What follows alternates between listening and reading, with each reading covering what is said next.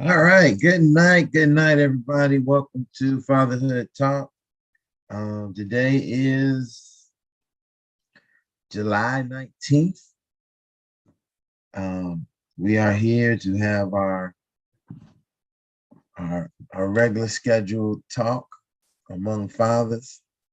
We have a very interesting topic tonight. It should be one that I can't wait to hear some opinions and some of the thoughts on, because it's definitely one of those topics that's big and big.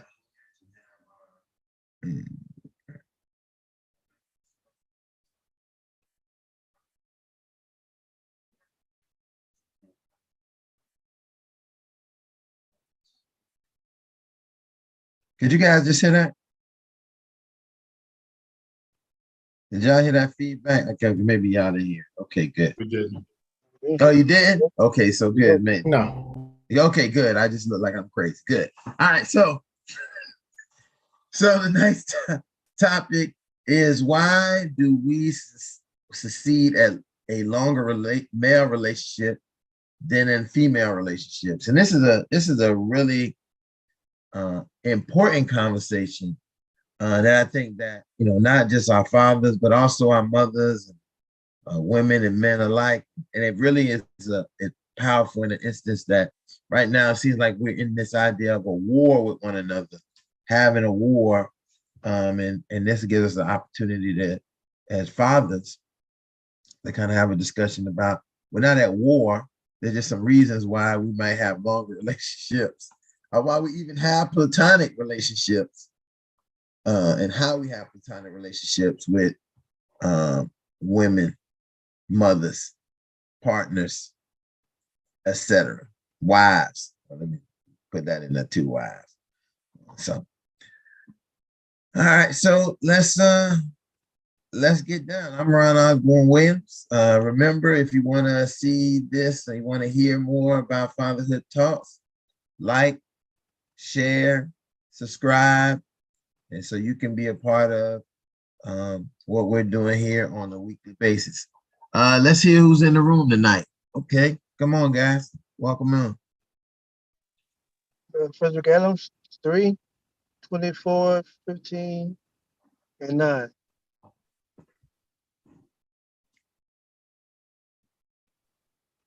Okay, I'll go next. Larry Jordan. Glad to be back again. Felt like I was missing something in my life.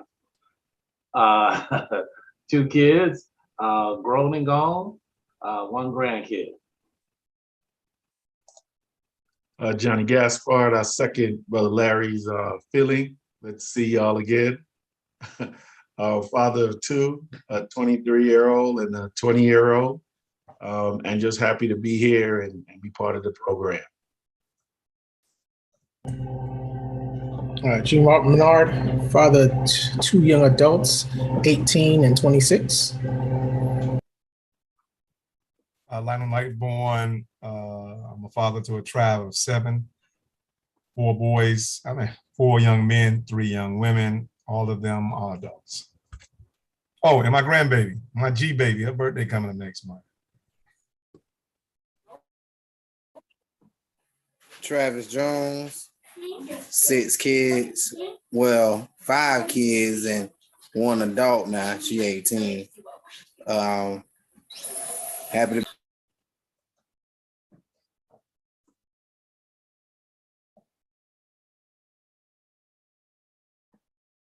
Travis trying to catch up with you, Lightborn.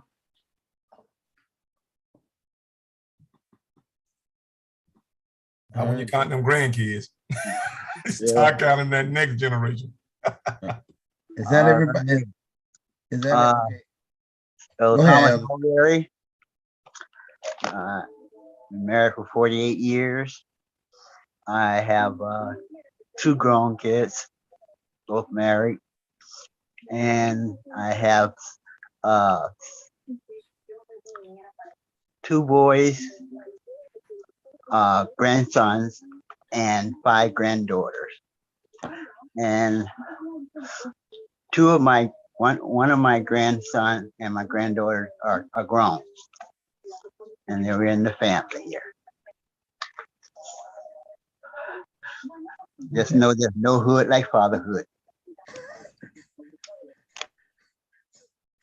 Taking us back to the old school, Elder Thomas. I love it. Brother Rohan, I think you might be last person. All right. Thank you, gentlemen. Sorry to be late. I must apologize. Yes, I'm a father of two girls, age 15 and 16. They divorced dad. Love to be a part of the Fatherhood Talks. I try my best to help everyone grow and to do the best I can as a father. Okay. Is that everybody? Is that oh, there we go. Dr. Doom, I was wondering what happened to you, but go ahead, my brother. Dr. Doom, father to 8, plus 1 grandbaby. Always a pleasure to be on the line with my distinguished president and father. Good to see y'all today. All right, that's good. So that's everybody. Let's get right into this, man. First, let me just ask this question, and I think this is probably the most important question to ask to you guys. First, as men, and then you can move it into a father. Do you believe that men and women can have platonic relationships? And I'm putting that out there to set the preference of how we sometimes have a problem having relationships with women, because Dave, if we can have these platonic relationships, would we be, what would those relationships be successful and long-standing like our men, our same-sex male relationships, our peers? Well, I'll take a stab at that. I think men and women can have a platonic relationship, but it just takes a level of maturity in order for it to happen. When we're younger as men, every woman that we see is a target. You know what I mean? That's someone that we look at them as do I want to date her? I probably want to go out with her. So then we try to friend those type of girls so we can get close to them and date them. But as far as when you start to mature and realize that friendship is not just when it comes to women, not every woman needs to be a conquest. Some women are more valuable as a friend than they are as a mate. And once you start to learn and distinguish those two characteristics of a woman, then you start to be a little bit more open into the fact that, yes, this woman can be a great long-time friend versus me just trying to get to know her just so that I can start to date her. I like how Gene was so clean with getting to date her and getting to know her. Well, we all know that ain't what we try to do. We might try to get to know her biblically, like what the Bible say no it is, but from the perspective of just relationships, yeah, I do believe it, and I do agree with what Gene said. I think it comes with a sense of maturity. That aspect of being able to understand the value of a platonic relationship. I think oftentimes, however, if you yourself are in a current relationship, whether you're married or dating someone that is serious to you, your mate plays a role in your ability to have those relationships as well. Because if your mate is insecure about who you are in your relationship with them, then they become insecure and make it difficult for you to have that platonic relationship. So I think, yes, your personal maturity plays a role, but also the people, whoever you are in a relationship with intimately, also plays a role in your ability to have those platonic relationships. Like they say, no new friends. yeah, no new friends. I'd like to add also, as a single male, whenever you on the other side of the coin, let's say you were to have friendship with some females and they know that you are single, and you don't want to bring it to that level, to maybe an intimate level. Some females may not like that, because then here you are, a single male, and the average male would pursue. So you're not pursuing. We're having a a platonic relationship, and some females will actually veer away from you. They'll like, what's going on here? There's no other female there, and why a platonic relationship while every other dude trying to get into the what they call Draws, they draws, they panic. I would say the sweet spot for some, for better. Oh, my bad, the sweet spot. Right. So it varies on different levels where you have a platonic relationship. Good point there, Rohan. Rohan, it seems like that's not the right relationship for you then. With that, if they don't want a platonic relationship with you, then why pursue it? Well, keep in mind, it started off as a friendship, but most cases where male and female is concerned, someone may like your traits or the way how you speak, and they may want to take it to the other level. So, as Johnny said and Robert said, it takes a level of maturity where 20 years ago you used to jump right in, and right now you're kind of like, hold on, let me see what's going on. How deep is this river? Things like that, you know. Elder Thomas, why is it that men can't put women in a friend zone? Women do it to men all the time, right? You're interested in them, you start talking to them. I'm not saying that you can't do that. Yeah. But no, but I'm saying, knowing my wife and me having female friends that I do have, but she knows them. It's not like, but as far as the men need to be open up with the women that they only want in the friend zone. I mean, it can happen, and it does happen. But I'm saying, you start off with and explain yourself to that person, because they may be looking at it as something deeper than just a friendship on their end.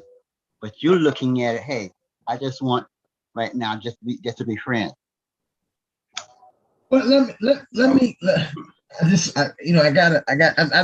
know Lionel, you was about to do, but I just want to bring us back and put a reference around this, because I think a large part of this idea of platonicness, being platonic, only references itself in men and women relationships. We don't have platonic men friends. Okay. Let me correct myself, because I guess if you think of people in same-sex relationships, they probably can have these same, but for the context that we're using. Okay. For the context we're using, let's stay in the context of what we're talking about, and not to say that this doesn't affect people in the LBG community, but we're talking about heterosexual men who are fathers at this moment, right now, what we're talking about. And this is important to what we're talking about, because we then see this platonic relationship occur between those people in the LBG community and heterosexual women and men in some capacity, in both ways. So I want to bring us back to us. I want to bring it back to what we're talking about, because it's important, because somebody might try to slide and slip. But I'm going to say something about people that we're around and people that we like. Attraction is not sexual. I think that we have this idea that attraction means sexual. Like, if I'm attracted to somebody, that means I got to have sex with them. And I think that's a development you have to get to a point to understand. Attraction is not sex, doesn't have anything to do with sexuality and being sexual with somebody. Attraction means I like to be around you guys as fathers. I'm attracted to all of you, some of you more than others. Now I know that somebody take that sound bite, put it that sound bite, but I'm big enough to be able to say I love men because I love myself. I didn't say I want to have sex with men. I said I love men, and it's a big difference. And these are the things I'm saying. So I'm attracted to men and certain men in a way that I could hang out with. The same way I'm attracted to women And it doesn't mean that I want to have sex with them. Come and play. I just like them for who they are and what they are. Now, what we get mixed up is people utilize attraction for sex. And if they're not attracted to somebody sexually, they put them, as we say, in these friend zones. But this person might be attracted. And that's what we, listen, if you go back and check, I'm just throwing a strange statistic, a large majority of fellas having kids out of wedlock with a girl that they really didn't like is because they wasn't attracted to. She wasn't the one, but she was giving them fun. She wasn't the one, but she was giving them the fun, and then that's how they kind of ended up in this situation. And then he didn't want that because he wasn't really attracted to it. But you know, I have to say, for me, I think what you're saying, I think they were attracted to them, and that's what drew them to them. But I don't think they liked them. See, you can be, like you said, there's a physical attraction, but then there's a mental attraction that people can have.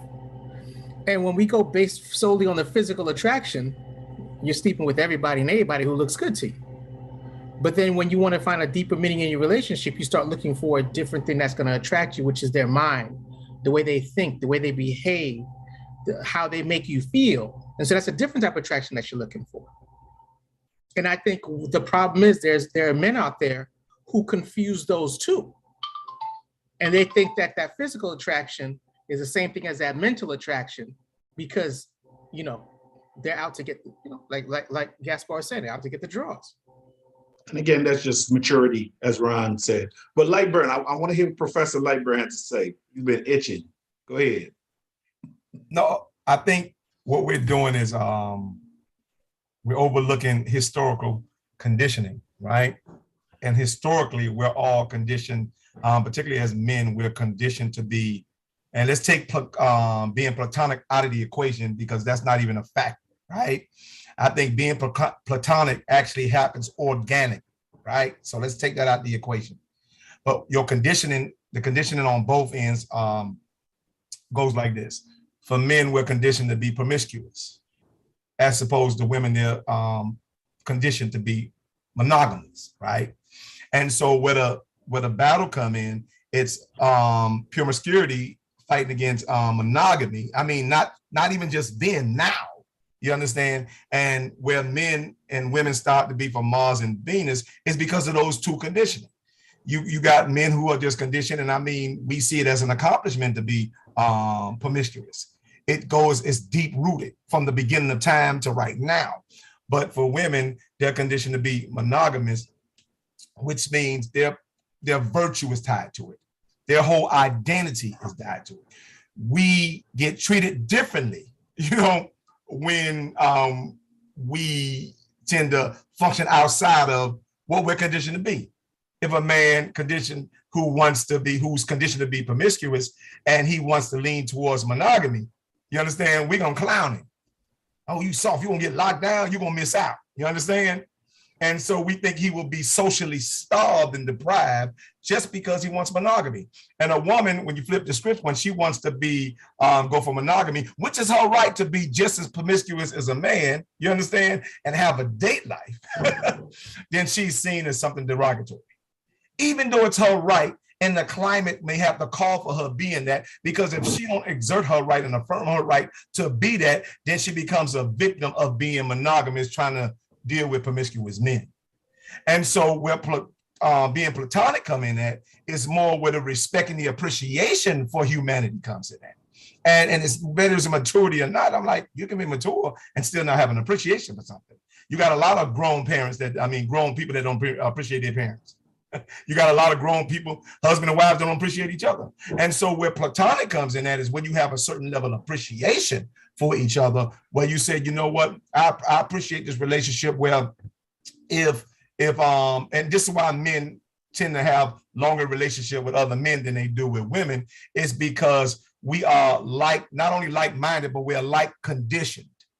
You understand? And when you evolve, And you got to understand, because now you have, this is where empathy come in at too. Empathy has to play a lot in being platonic. You got to understand why it's important to be platonic. The importance of, if you don't value all the criteria that comes with being platonic and everything that it gives to humanity, or you just simply don't value the opposite sex, it'll be almost impossible for you to be platonic, because you don't see that person as an equal human being to yourself. Right. That's a really good point, Lightborn. I think that's one of the biggest points of understanding that to really be platonic means that you respect this person as an equal. Correct. We are very, we know that we're very platonic with our, I'm gonna take it to another place. The idea of this non-platonic relationship is when guys go into prison. If he do not respect you, he does what he wants to you in those cells. What happens? Now people say, "Oh, it do happen." Don't lie. I worked at the prison. I taught in the prison, so I know what happens in the prison. And if I don't see you as my equal, I treat you just like a woman. How we treat women out in the real world, as an object, an object to use and do things. But so it goes to play that we have to be very mindful of this idea of being able to have a long-term relationship with the mother of our children. And I'm going to use the mother of our children because that is who we have to most of the time have this kind of relationship with. If we don't respect them, if we don't have a mutual respect, we will never be able to have that. And what does that do to our children in return of them not being able to see that equality between us? Well, I wanted to jump in. I know Lightburn mentioned maturity in reference to how Gene and I mentioned it. And I want to get back to his explanation too, as far as appreciation. And that's the word maturity can be used for whatever, for various things. And my connotation was about appreciation, like, so because you as you said, grown people could not appreciate that because they just don't understand. So we know there are a lot of grown, old, people who are still doing ignorant things out there that we look at them like, you ain't been through that already? You ain't been that enough? But they still doing it. So I do want to just explain that when I use the word maturity, I meant that from the aspect of appreciation. Ron, in reference to what you said, I think at the end of the day, regardless of our, looking at somebody and appreciating them for who they are, it does play a role in us being grown enough and appreciating both them and looking at them as someone who is our equal. So therefore, we don't necessarily treat them as an object, but as a person. So the relationship is able to potentially grow. And those are the best relationships to have that can turn into something more personal. If you have, formed it and groomed it enough where both of you have a level of respect for each other, that there wasn't anything about necessarily, sexual attraction per se, but then you learn to appreciate the person's mind and who they are and what they bring to the table, that now you do find them attractive. And I remember there was this lady, he was an attorney, man. When I tell you, I was so attracted to the way she thought, her brain, I was like, yo. And I made this very, gross statement to her about her brain having a hole, and that would be my focus. And it was meant to be a compliment. Yeah, Lightbird, yeah. It was meant to be a compliment. And when she understood what I just said, she looked at me like, that look. But that's how attracted to the way she thought that I was. And eventually at some point I did become attracted to her. And we became friends who knew each other, but we did, from the perspective of the initial understanding of who we are, it came from a mental perspective. And that led to it becoming more. But I just think as a whole, we as men, as Lightburn said, we are, and I use that, conditioned a certain way because we are visual creatures more than women are. Not that they're not, but we more focus on what we see before we focus on the other aspect of things. Brother I'm going to have to respectfully disagree with you Disagree? because I think that we have this idea that we have a monopoly on sexuality and sex as men. Gotcha. When women are when and I only say that because of my involvement in the field and involvement with women, whereas women are, this is how women are able to have these strange relationships that men would never have. Gotcha. Because they are a lot more exploratory, they're a lot more fluent on the scale of sexuality than men. And that's because they're not oppressed to have to stay on one scale like we are. We have to either be, we either got to be the one end or we got to be the other end. We don't allow to do the Andrew Gilligan. We can't. Terrible. Watch your mouth. Yeah, we have to pull that back. Edit that part. We can't run them. But here's a point. What I'm saying, I'm using this as a great example because that was one of the issues that came up with him. People said he couldn't he couldn't be on the spectrum. He had to either be this or he had to be that. And I'm saying in that instance, it was so clear that we are fluent. We are, as people, we are fluent.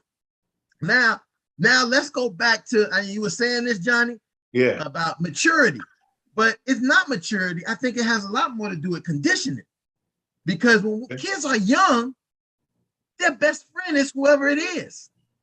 They don't get into a mood about even thinking of things like that until the conditioning and socialization say, oh, you can't be best friends with him, or you can't be best friends with her.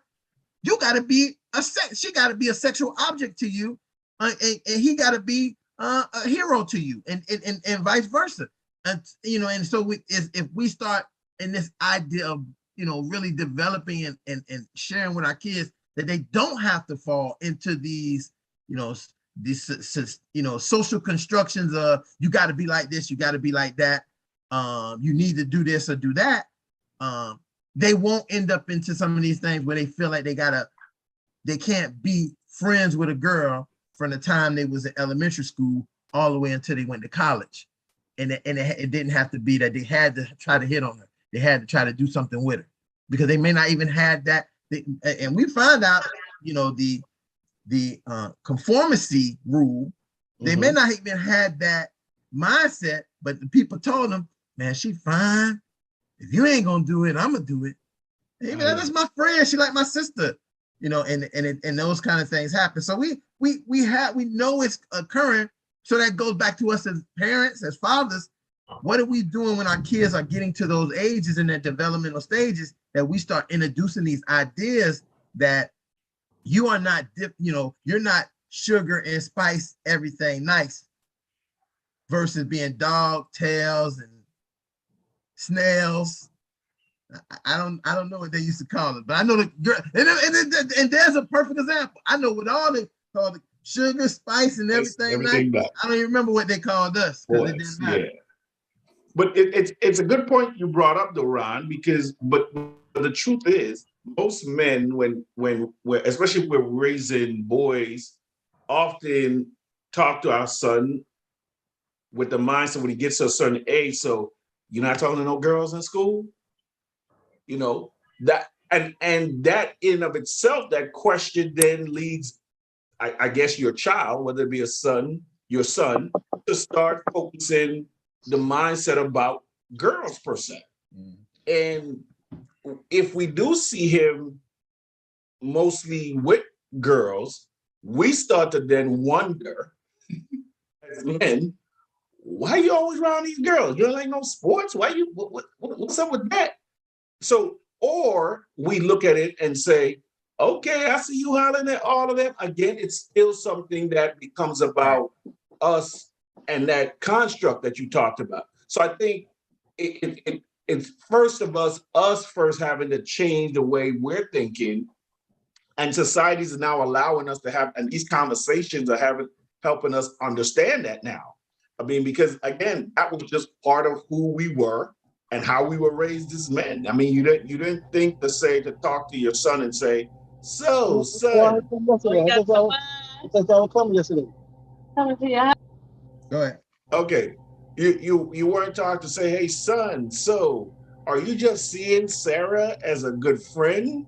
You know, that's not that's not what we were taught. We were conditioned to say, hey, you like Sarah? How I see you and Sarah always hanging out. You know, are you gonna go on a date? You want to do a movie? So we already create that level of construct for them. I think it's about us now having a better understanding with these types of conversations and us being more exposed and continuing to share that with other men so that they, younger men as well, so that they can have a better understanding of how to interject that in their children and us doing it now as we're more mature and understanding it as well. I think it's twofold though. And because when at like Gaspar was saying, it's at a certain age where we start to ask our sons, you know, why are you hanging out with girls, or are you talking to these girls? Do you have a girlfriend? Whereas, and I'm not trying to pinpoint, but there's a mom in this relationship too. Moms that I know and that I've communicated with, they start very young. If their friend has a daughter and they have a son, they're like, oh my God, we got to keep them together because this is a relationship right here. I know you're going to raise your child to be good. You know, it's kind of like a matchmaking from a young age. And they start putting that inside the kid's head at a very young age also. I think that it's, so I'm going back to what you were saying about the conditioning, Ron, and conditioning does play a big role because at a younger age, you have the moms more likely to introduce the fact that that's a girl, is that your girlfriend, versus as guys at a later age with the child, we start saying, you know what, it's about that time, you know, you're 12, you're 13 years old, you can't settle for just one girl, you got to date the field, you got to see what you like, what you don't like. And that's when we start conditioning that, yeah, the girls that you're hanging out with are not friends. The girls you're hanging out are potential mates. They're potential, you know, girls you're gonna kick it with later on. So I think that's where you have the two folds of that conditioning that comes into play when you're talking about even with little girls and guys. Because as a father, you see your daughter hanging out with boys, you're like, no, you're not gonna hang out with those boys. They're my friends. They're not your friends. You better go hang out with some little girls. You see what I'm saying? So, but Gene, that's because we have socialized, and you know, and I say this because one of the big things I think about all the time is that we make our boys the predators and we make our daughters the lambs, and we don't believe that our daughters can be the wolves. Predators, you don't hear Oh yeah. You don't hear nobody saying, "Hey, daughter, you thinking about getting a big dick energy, man? You know, you need to get one who can pump it good and do it." You don't hear him sitting down talk, but you tell the son about how looking at the big booty and make sure she got a nice breast and all. But you never tell your son, "Hey, daughter, look at his jeans right there in the jeans and see if it's a budging out right there, because that'll let you know if he's packing something, you know." And here's where we begin to make these conditioning for our kids, and it becomes oppressive. It becomes very oppressive in some sense, even to the point that we find our daughters sometimes think going and getting in a relationship that they don't even have to get in or shouldn't get into because they don't have the freedom to choose relationships that they want. Well, I know you guys are laughing at me. No, because you know it's funny that you say that, because I find that women or girls at a younger age are more aggressive in relationships than boys. Mm-hmm. And they're more apt to go after somebody and say, okay, you're my boyfriend now. Whereas the boys taken aback and say, okay, I guess we are dating. You see what I'm saying? Where at a younger age, you'll find that the girls are more aggressive in pursuing relationships and putting these guys in relationships. But like Ron says, it's funny because we make the boys seem predatory and the girls the innocent ones. And so it's just an interesting concept when Ron said that in my frame of mind. Yeah, because how many of your daughters invited them dudes to your house? The dude didn't know where y'all lived at. He break in the window and come up the thing. The daughter invited him to the house, but you ready to kill him. Yep. Mm-hmm. Yep. I'm just saying, if you got daughters, you know what I'm talking about. Oh no, it's a double standard. Well, it's a double standard, but let's go to the most responsible, what do you call it? Responsible parents in society, right? So let's talk, because let me show you how even the most responsible parents with the best intentions will probably do the same thing. And this is how we're so socially conditioned to be socially ill, right? And I ain't talking about socially ill like in the rap sense. I'm talking about socially ill like socially sick in the clinical sense. So with that, you'll have a young couple, they're young.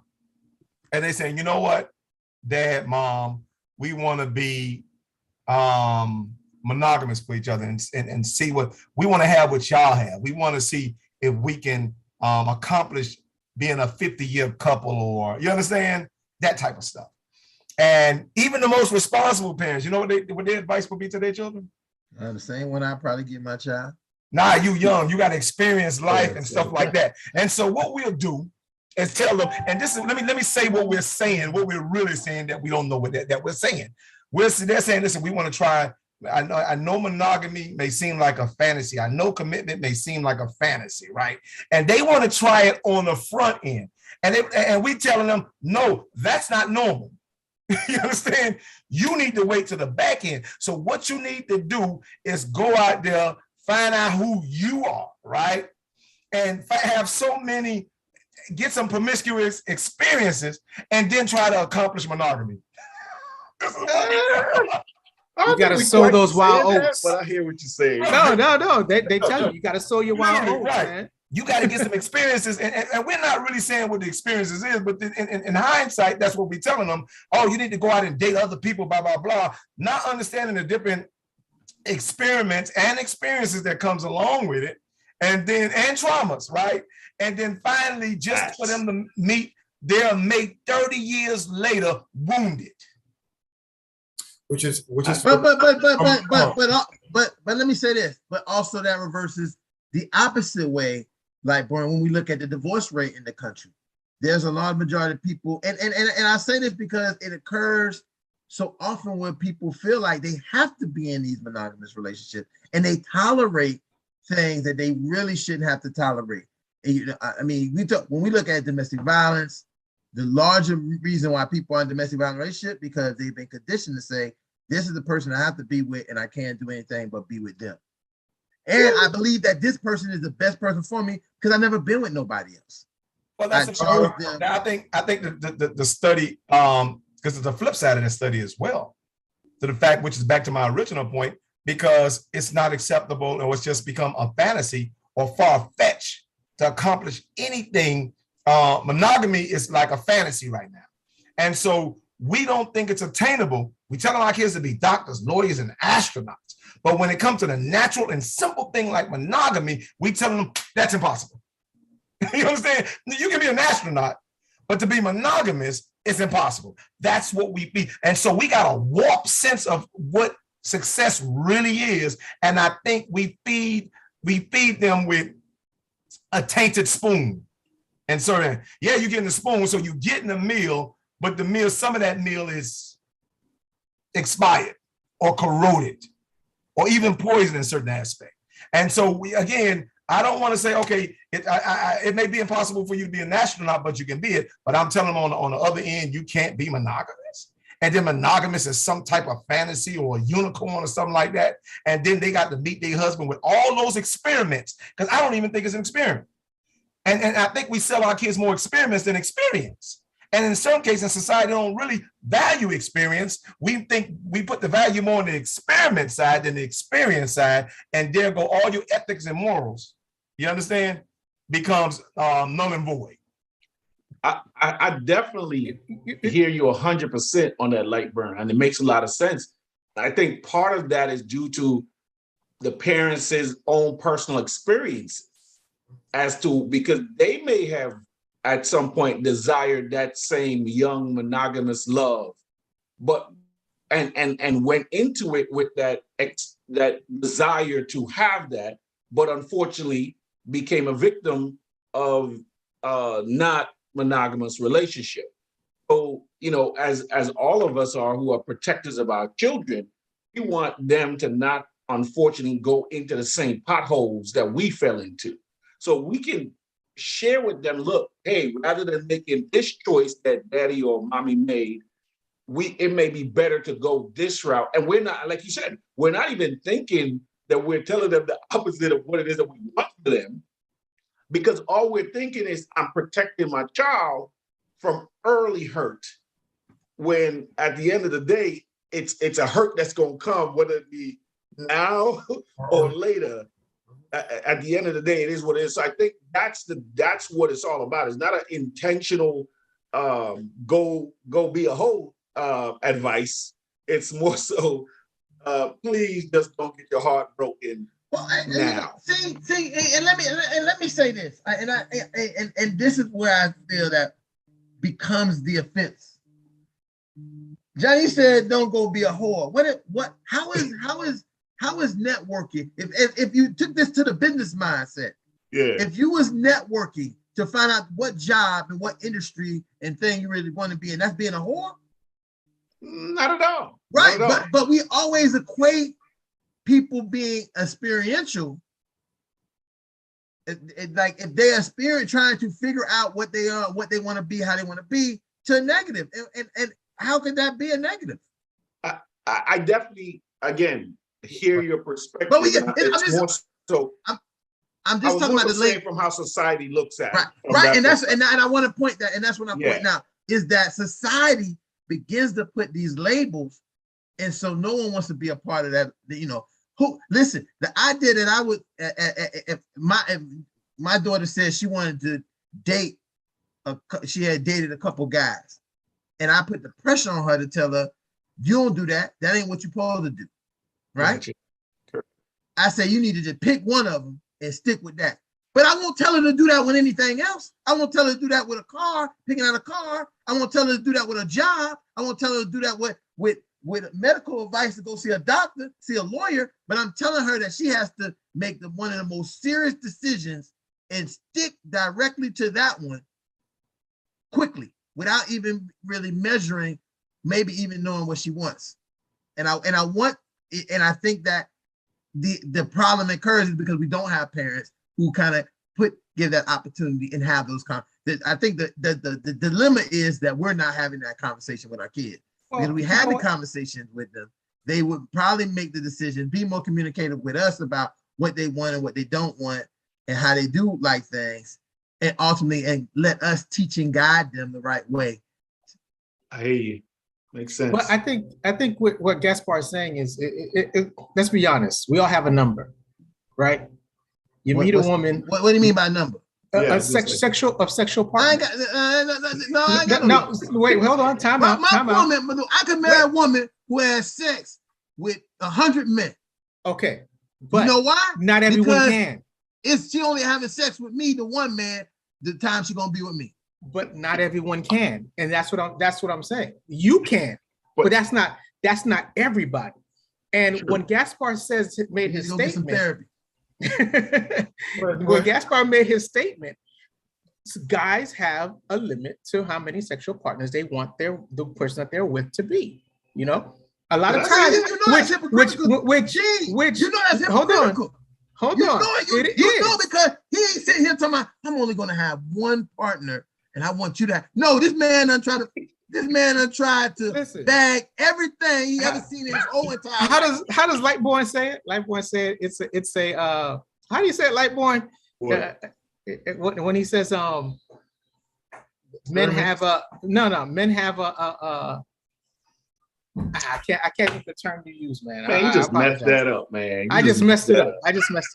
But anyway, but men, it is hypocritical. I'm not saying that it's right, but let's be honest. There are a lot of men out there who said, "Look, that same woman that 100 men slept with, that's not the one for me." Will she find someone who accepts that? Sure, but there are going to be guys who turn her away because of that. And so, how do you measure? I'm sorry, go ahead, Rowan.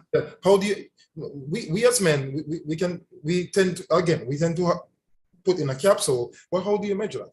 How do you measure if your partner to be had 100 men or 200 men? That most times, how you gonna measure is by her telling you that men will speak of their previous relationship, but women can be very what's the word? Secretive. Secretive. And you're there, Confidential. you're there thinking, oh, I'm number 5 when you're really 205.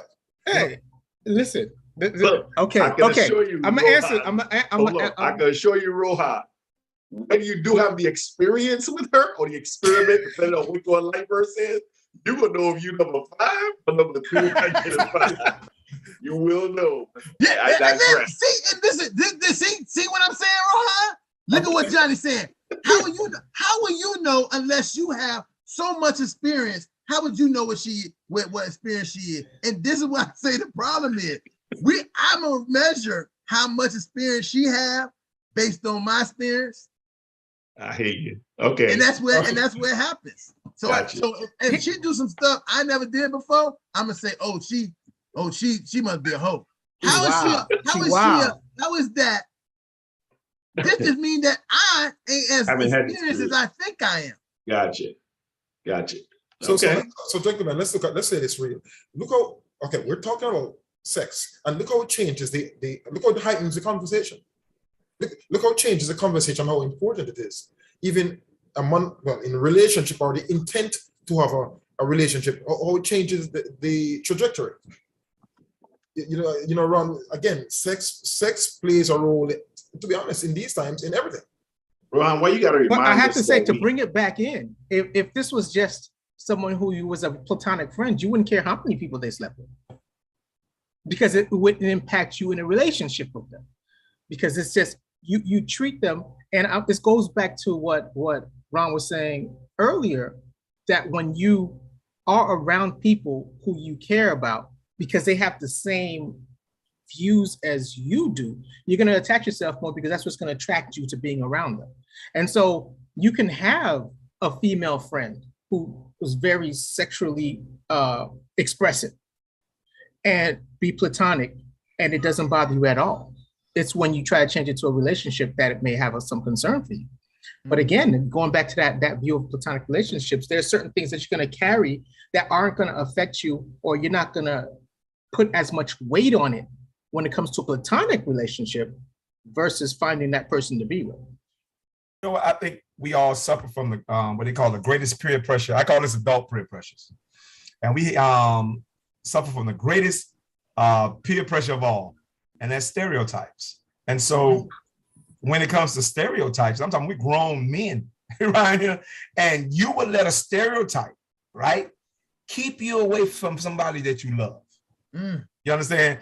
And so I'd have to even question your maturity on that. I'd have to question your integrity, because the truth of the matter is this: when somebody that you love, somebody that you need, because you got to understand, somebody that you love, you need, and somebody that you need, you'll probably love.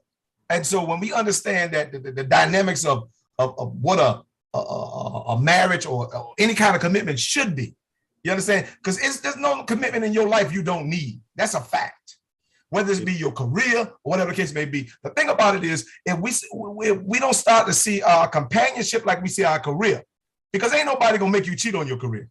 Ain't nobody gonna make you go to trade your law degree for dominoes. You understand? It ain't happening. But we tend to look at our career one way and our companionships another way, and that's the dysfunction is about being dysfunctional when it comes. I'm talking about grown adults.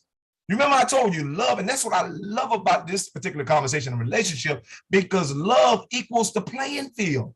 There's no professionals in this. You think your degree not gonna help you? You understand? Only your integrity can help you. And if your integrity is not sound and on point, you can go ahead and abort the best thing in your life. I see a lot of men with regret because they couldn't get past the stereotype, and that woman, that 200 woman, wound up being the best wife for somebody else. You understand? And then you missed out on so much because the experience, you understand, could have probably helped your experience because you ain't that better of a lover.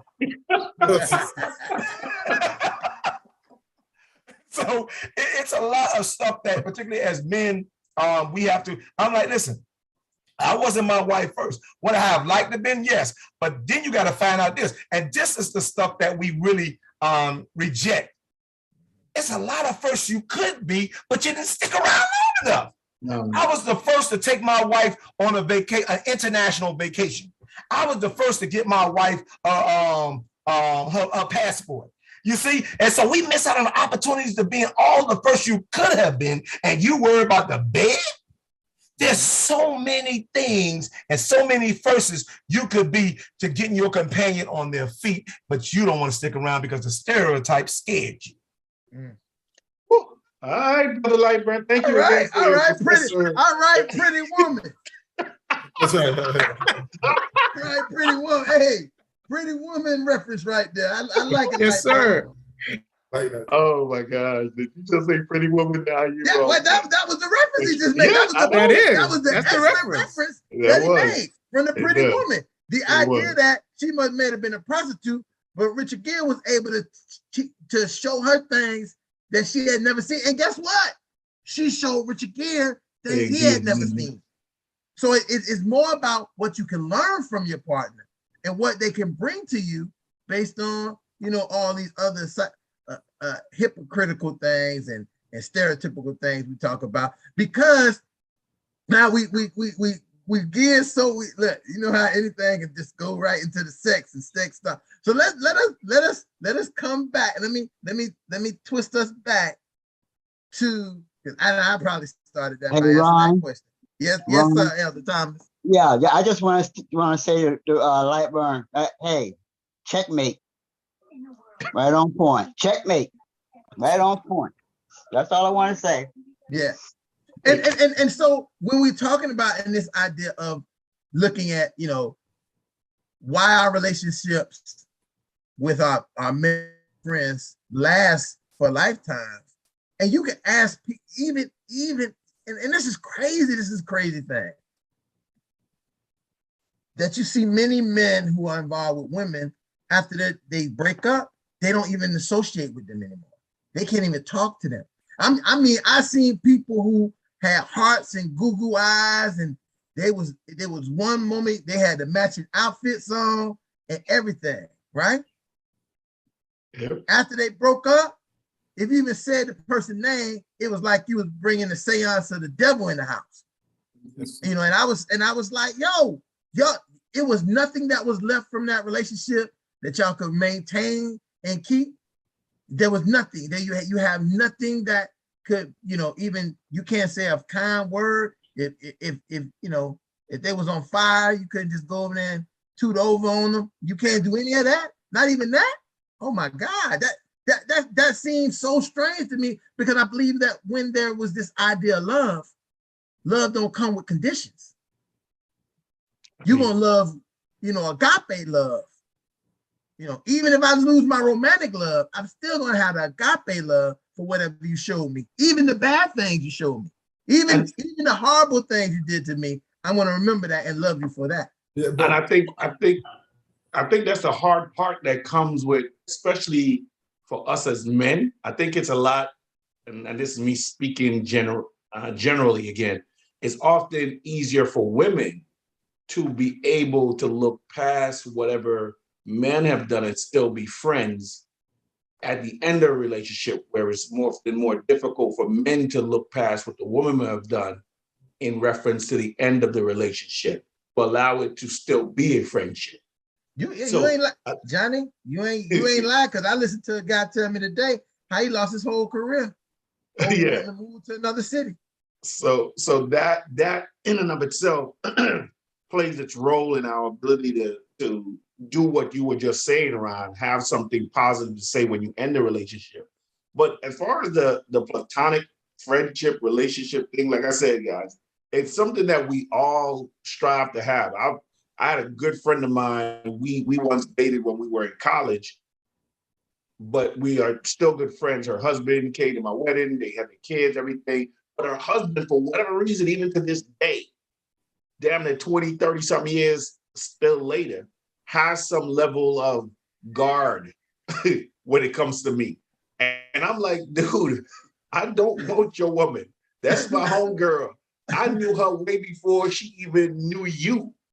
But you bugging about me, us talking today. So because I wouldn't want anybody to infringe upon my relationship, I took a step back And what was crazy, she reached out to say, hey, why you don't call anymore? Why I feel like this is a one-sided friendship. And I said, because I know your husband feels the way he does, and I wouldn't want to create any issue within your relationship. So that's another thing. Like I was Johnny, saying, no, Johnny. What she said sir. about that? Well, I want maybe you might not want to share, but what did she say in response to that? No, she said, F him. That's what she said. That's what I know she did. Because you know why, Johnny? Because she needs you. Gotcha. Not for what she needs him for. She needs you to help her be able to continue to deal with him. And this is the part about platonic relationship that we really fail to realize. I'm not going to become romantically involved with a platonic friend because that's why they're platonic. Especially if I already dated them, we've been there, done that. I definitely don't want no more parts of that. Because if I did, I'd still be with them. You wouldn't be even with them. True. And that's how I felt about it. But again, and she felt the same way. But again, I wasn't, because I'm married and I wouldn't want anybody to infringe their relationship and possibly impact. You don't want nobody coming talking to your wife. I'll tell you. That's what it is. That's You don't want nobody coming talking to your wife. That's not what I said. Listen, that's what he said. That's what he's saying. We don't want nobody coming talking to our wife. Because we know that I may not be like that, but this joker may be like that. That is not what I said. Gentlemen, keep in mind here. We're talking about insecurity. If you're in a relationship with your wife, your girlfriend, what level of the relationship is? If that partner is going to stray, they're going to stray. Whether we can be jealous, we want to control, whatever we want to do. Human beings are human beings. They're going to do what they want to do. Remember, some guys bring some level of, they bring something different than you, the guy who's in the driver's seat. And for me, I see women and some men as a cat. They're curious. Hey, what does this person has to offer? So many times we as men, we tend to want to guard the castle and say, okay, this belongs to me. But in reality, it's just your turn. Well, what happens is wow. You Ron, also you were going a little hard. Because what Ron said is very true. In reality, it's just your turn. That's deep. But what happens is also it's the way it's presented, though. You see what I'm saying? Like, how did she describe you to her husband? Because sometimes women have a sense of describing guys to their mate. Well, I don't know what she said. Whether it's platonic or not, and which makes the other guy feel insecure. Right. Because they're like, yo, if he's so great, why aren't you with him?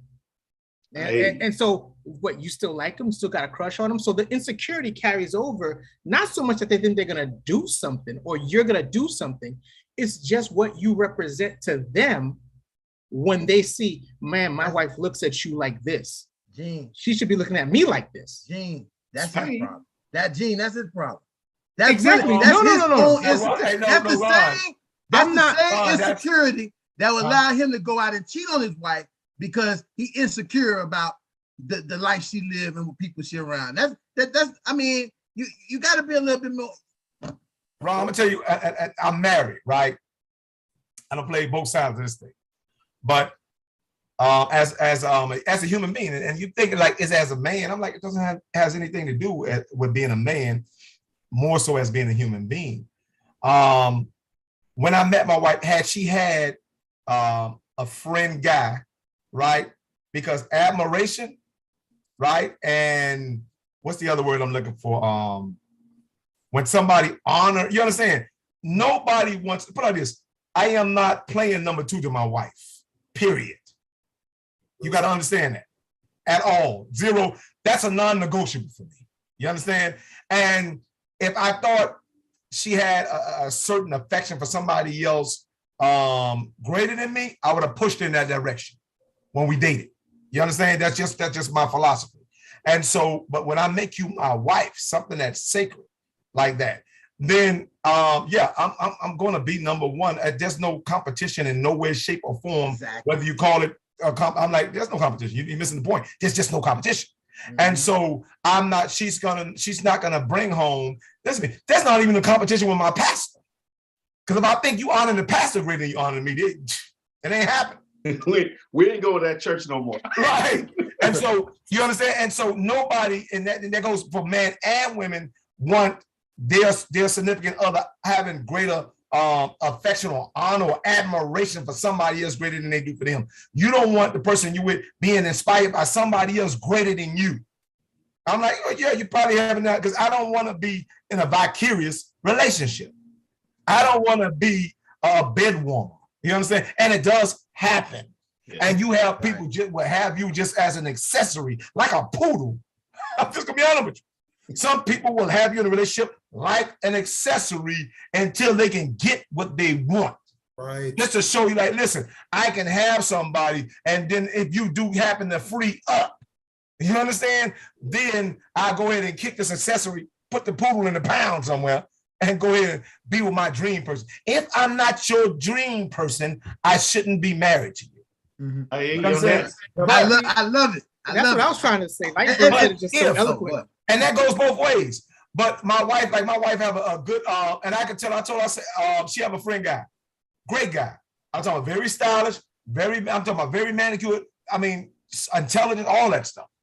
Make 6 figures and everything. But you understand? And I'm like, because of their friendship, I have a greater appreciation for him.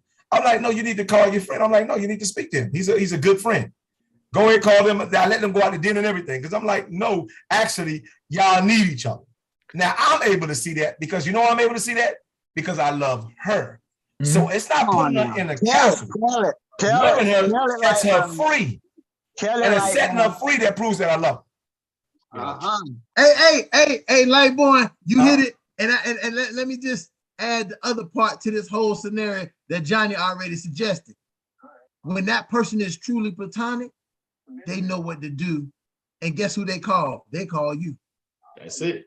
Because they got more in common with you. Even though they is your wife friend, they got more in common with you. You. Correct.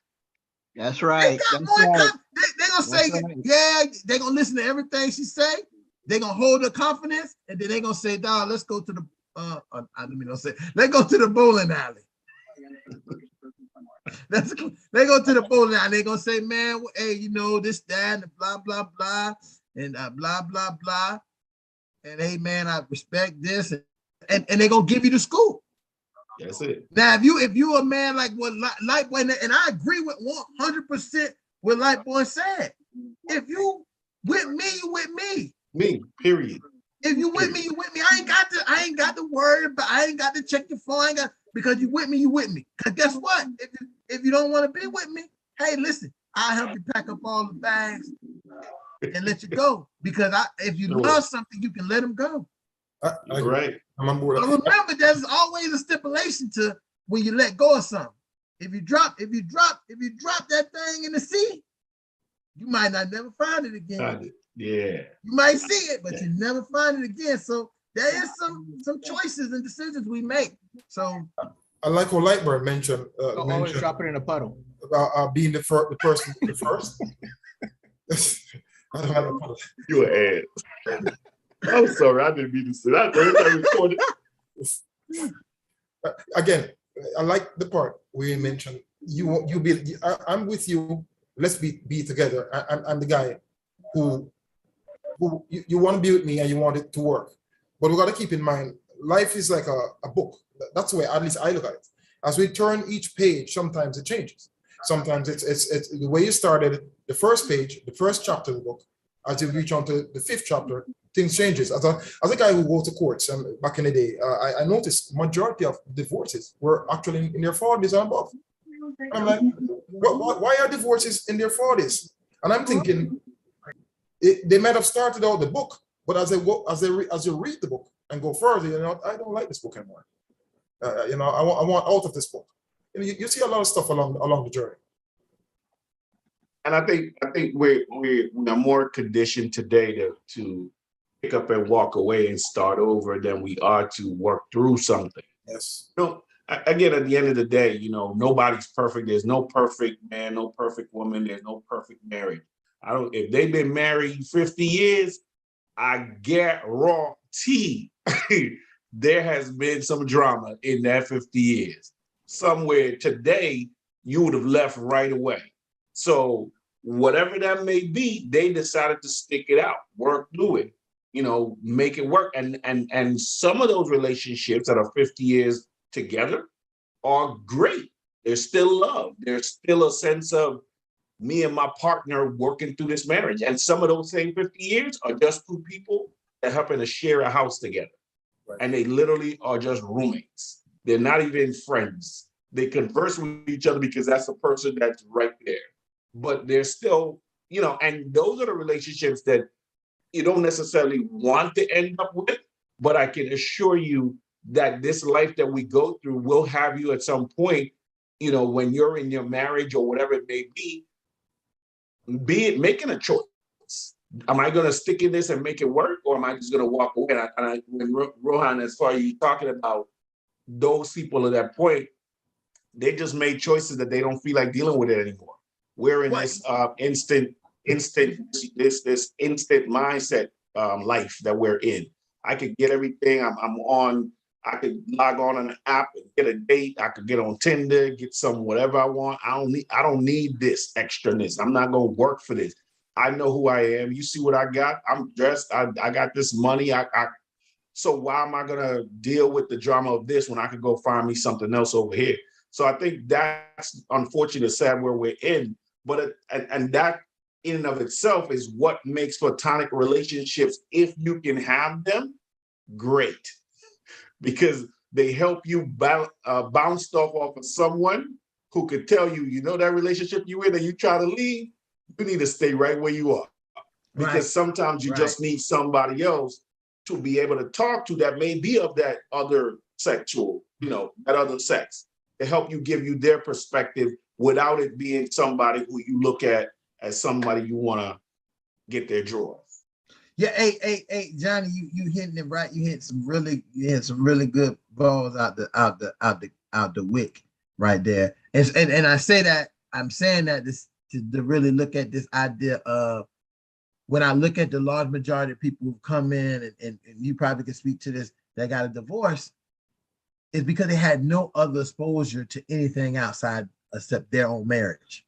So they thought that their marriage was horrible. They thought that the person they with was horrible. They thought they didn't experience, they didn't have like a group of people to be around who was married. And I think that's what a big problem we have in our society, that married people don't have married places to go, to be around other married couples, to really identify with them that, hey, this is normalized, that you're gonna have this. Because let me tell you something, when you leave that marriage and come back out here to the wolves,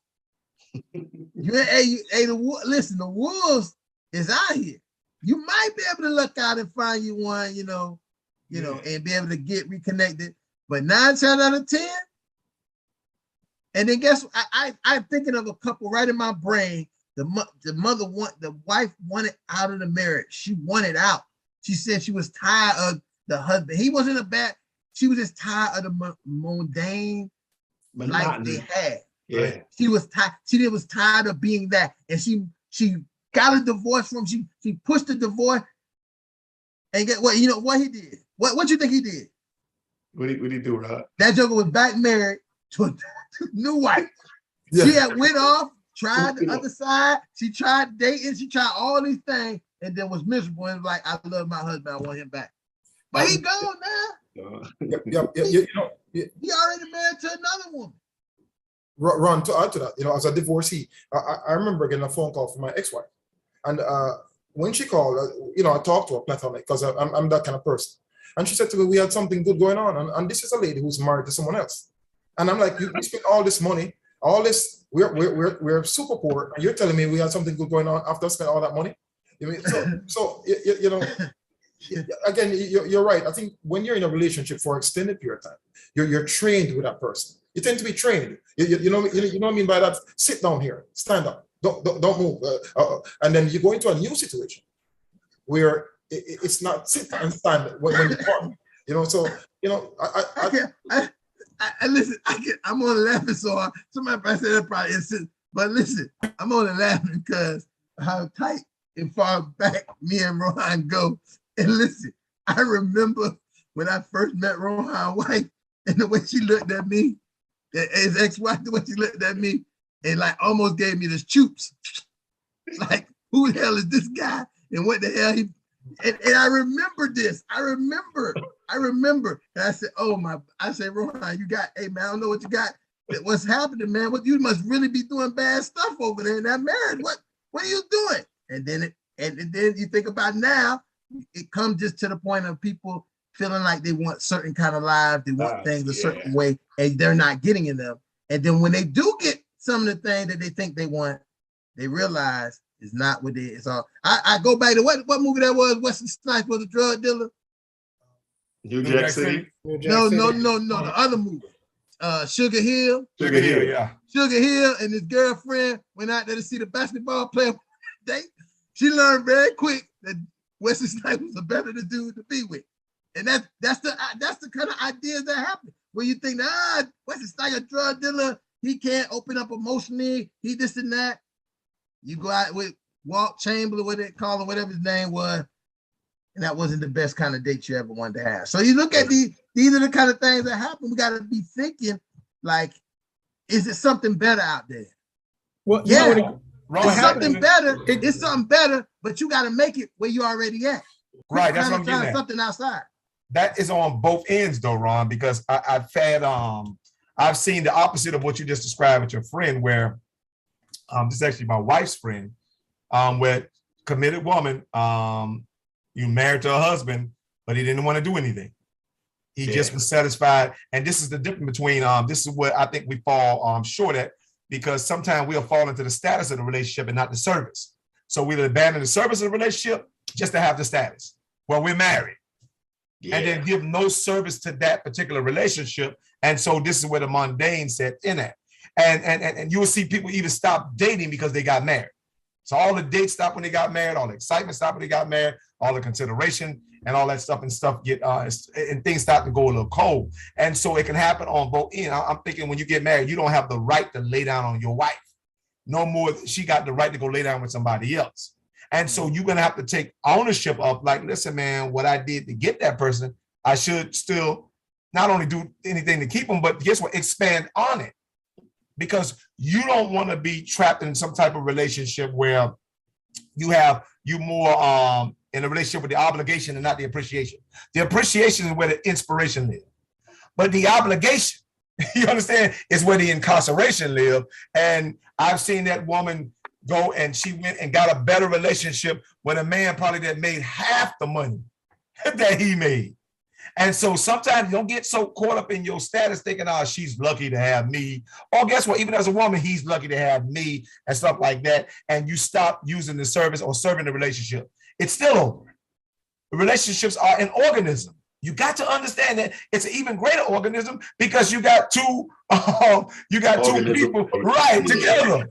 So it's a greater organism. But again, I think, again, that's what makes love the playing field. All it is a bunch of unlimited tries. Get rid of the trust. You're not worthy of it anyway. But use that and apply that unlimited tries, man. I'm telling you, man, you can get some miracles. I've become a miracle myself. I think differently. I function differently. I do things I wouldn't have done without the wife that I have. But again, I had to stay there, and trust me, I have my petty moments. You understand? I can tell you that straight up.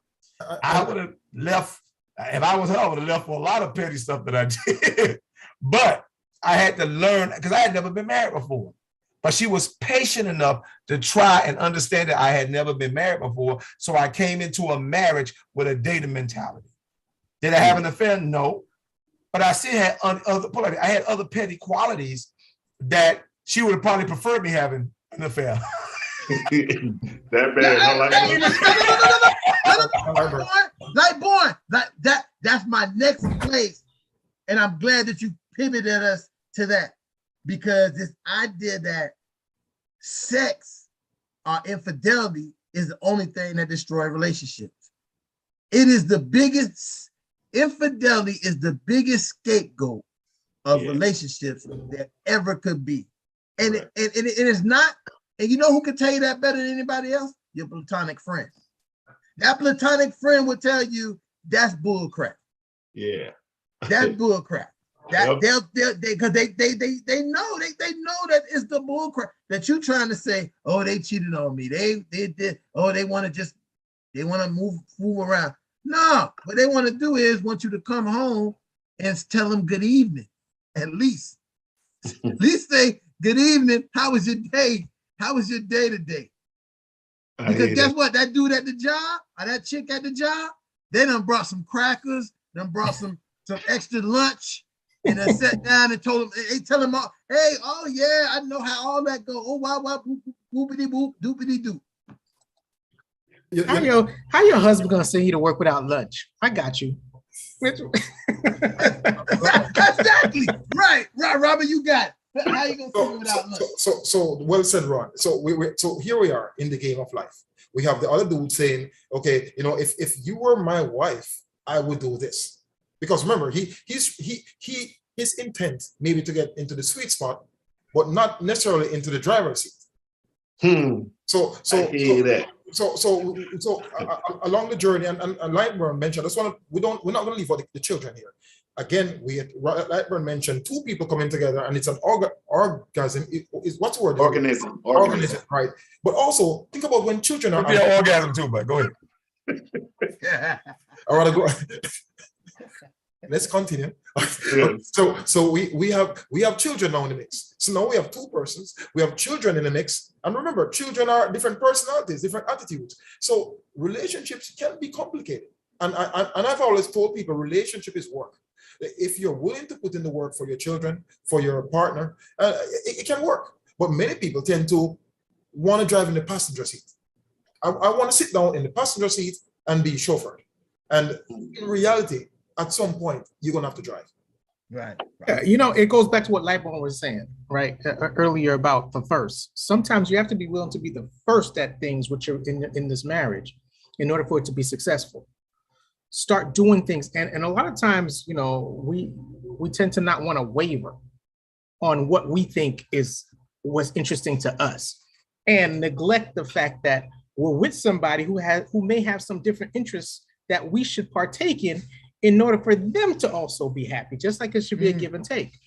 Right. And we have this selfishness about us, and I'm speaking in general, as people in relationships have a selfishness about them that we tend to just say, no, if I'm not interested, I'm never going to do it. Well, be the first. Arrange that first date with your wife so you guys can experience something together, or with your husband so you guys can experience something together that could be the first for both of you guys, so that you guys have never done. Or take the initiative to say, I know that the person I'm with likes this, so I'm going to go ahead and do this for them. It doesn't have to be an everyday thing, but it could be a once in a while occasion. Because sometimes, like Rohan and everybody else is saying, relationship, whether it's marriage, whether you're dating, it's work. Because when you're dating, you did all that stuff so you can get them. You worked to get them. Now that you have them, you can't start being complacent. Because what attracted them to you is going to continue to attract them to you, and you got to keep it going. It's very easy to become complacent, like Rohan was saying, to sit in that passenger seat and just let the relationship drive, right? But eventually, the relationship's going to get out that driver's seat and leave you behind. And then you're going to be wondering what happened to us. This is not how we used to be. You're leaving me behind. But the whole purpose of relationships is to grow together. Yeah. And I've got some good quotes today. It's almost like going to buy a dunk. Going to buy what? A dunk. Oh, a dunk. Okay, a dunk. Okay. You're going to buy that dunk, right? You go and get it. It's all chopped and dirty on the side of the road. Then you do all this work. Get it axle, get the engine. You put the candy cake, paint. You get the rims. You do all this with the little boom in there if you're gonna do that. But after it's looking pretty, guess what? And after it's all that beautiful day that is finally you got it.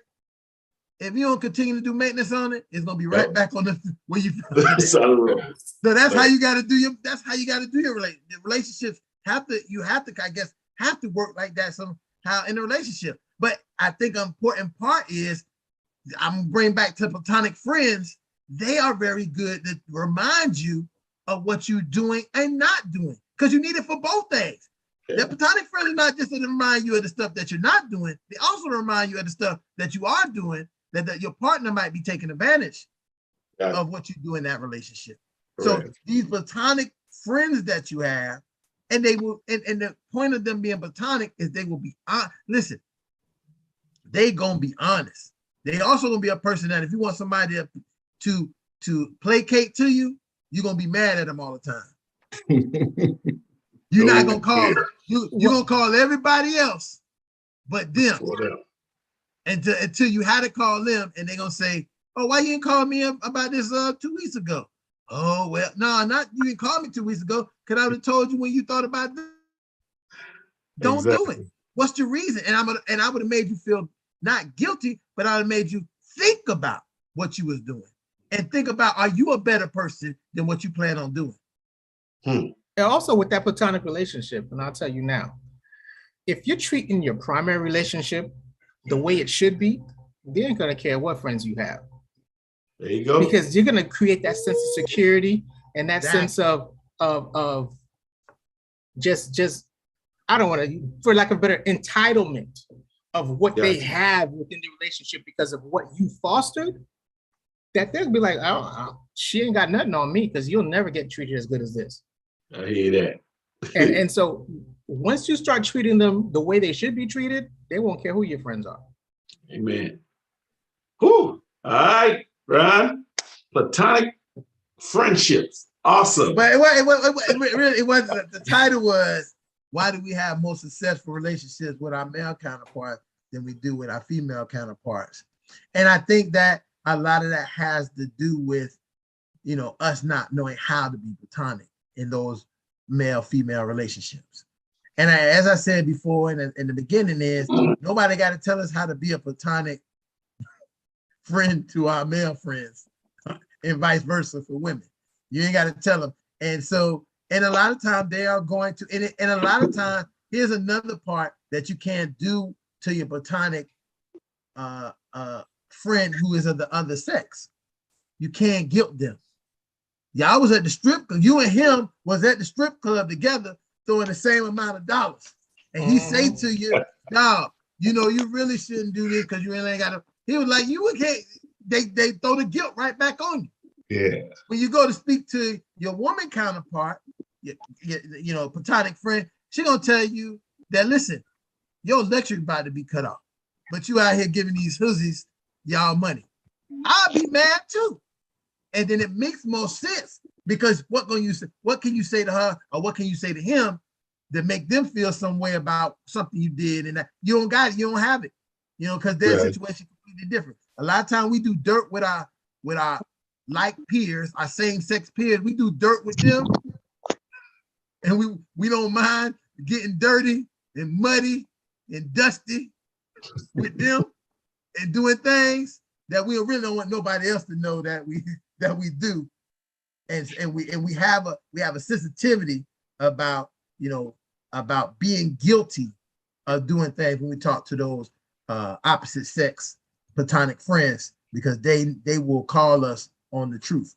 They're going to validate us, but they're going to call us on the truth a lot more than our non opposite sex platonic friends. And I hope that a part of this, and I know we talk a lot about a lot of things tonight, being platonic, sexuality, and those things, but I think they all come back to how can you be a better father, because these are topics that are very important to what skills you're going to teach and guide your children later. You may have not got them. They may not work for you, but at least you have that knowledge, and you saying, I'm going to make sure that my child can go across the bridge where I only went halfway to the bridge. And that's the big part of important for us to be able to do. And just being able to, a big part of what we want to talk about is having some real good communication and dialogue with our partner, being able to communicate, how to communicate. And we can sometimes learn, and this is the last thing I'm gonna say about it, we could really learn how to communicate with our significant others when we're talking to a non-same sex platonic friend. Because I know for me personally, they'll say, hey, you yelling at me. My platonic friends would tell me I'm yelling at them. Now, I'm not yelling at them, but because of the way my voice rises, the way I am passionate about what I talk about, they know, but they'll say, why are you yelling at me? And I hear them. Whereas I may not hear it in my relationship because I feel like I got to get my point and I got to get what I'm saying out. Whereas in this point, I'm hearing them, and that helps you go back and say, damn, if they said this to me about this, when I go back to my own place and my own thing, that becomes a red flag for me to say, oh, let me bring my voice down a little bit. Let me try to handle this in another way. Let me deal with that. But you won't get that from your homeboy, because he ain't got no problem with you talking loud, because he ain't saying shit. He continue to put the money in the stripper's butt, so he ain't thinking about nothing. Hey, he talking just as loud as you are. Right. What is that? Both of y'all shouting at each other like, Nico, I can't hear you. You can hear me? So, Right. No, So in our no last couple minutes, any guys who was in the room who just wanted to say something, make any point, questions before we get ready to get out of here? This has been a real fruitful conversation tonight. Any questions from guys in the room who maybe not on screen? Jay Gibbs. Strick. Okay. Good evening, gentlemen. I think for me, how I see it's expectations, and I guess it's kind of towards somewhat some of y'all were saying where that you don't expect your friend to do certain things, like that's not my job, that's not my responsibility. But I think sometimes when you're in a relationship, there's certain quote unquote expectations. So that's how I kind of see it a little bit. And that's it. That big difference, and that's a good point, Strick, that we don't have the same expectation for our friends that we have for our partners. Correct. And our partner, and it's tricky because if our partner knows what our friend does, right? And they see that we are tolerant of it, they can't understand why we not tolerant of them doing it. Yeah. That's a hard thing to understand. That you cool with them and they do that. Oh, and the first thing we probably say as fathers and as men, oh, that ain't my woman though. There you go. That go back to the 8 to 80. Did she have 8 partners? I had 80. Well, it don't matter. If you about to be 81 on number 9, so it don't really matter. As Rojas said, it's just your turn. It's just your turn. Right. That might be the comment of the night. It's just your turn. It's just your turn. You ain't no special. It's just your turn right now, brother. And you gotta do the best you can with your turn. Okay, I'm gonna put a patent. I'm gonna put a patent on that. Okay. Go ahead and put it on there. It's just your turn. I'll help you copyright that, Rohan. I'll help you copyright that. It's just your turn. With that being said, gentlemen, it was really good. I mean, we had a good. I mean, as people watch, I know that people watched it live, but people will, watch the replay of this. Fantastic. After you watch it, if this is the kind of content you want to hear and listen to, like, share, subscribe, hit the bell at the top to let you know when we are going live so you can see Fatherhood Talks, and any fathers who watch this who wants to have a little more in-depth conversation. We'll be here tomorrow night, not on Zoom, not on YouTube, but on the Zoom, and we'll be a lot more detailed, a little bit more expressive. This is live for TV. We have to pull it back a little bit, but we get a little bit more raw when we in our own private group for the fathers only. Welcome you to come and join us tomorrow night for Fatherhood Talks, the Zoom session. With that being said, Father, repeat after me. I am. I am. I am. I am. I am a man of honor. I am a man of honor. I said I am. I am. I am. I am. I am a man of courage. I am a man of courage. I said I am. I am. I am. I am. I am a man of respect. I am a man of respect. Fathers all together. You say I am. I am. I say that you are. You are. I say that we are. We are Championship Fathers. Championship fathers. That's right.